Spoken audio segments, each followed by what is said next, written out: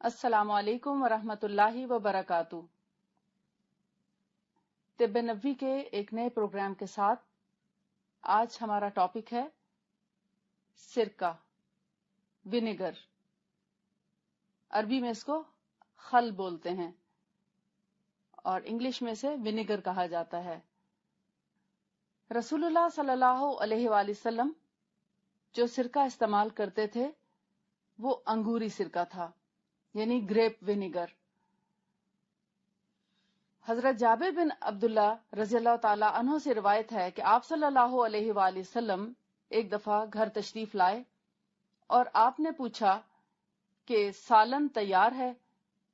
تو آپ کی زوجہ مبارکہ نے جواب دیا کہ آج سالن نہیں ہے بلکہ گھر میں سرکہ ہے۔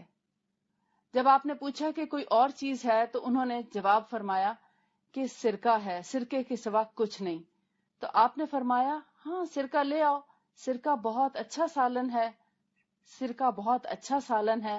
آپ نے یہ بات 3 مرتبہ فرمائی اور آپ نے سرکے کے ساتھ روٹی کھائی۔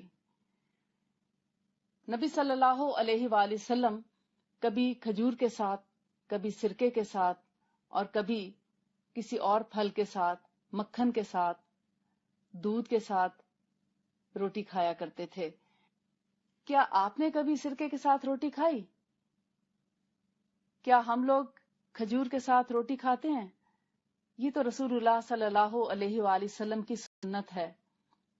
ہم ہمیشہ پکا ہوا کھانا پسند کرتے ہیں، کبھی کبھار بغیر پکی چیز بھی کھایا کریں، اس سے ہماری صحت دوبالا ہوتی ہے۔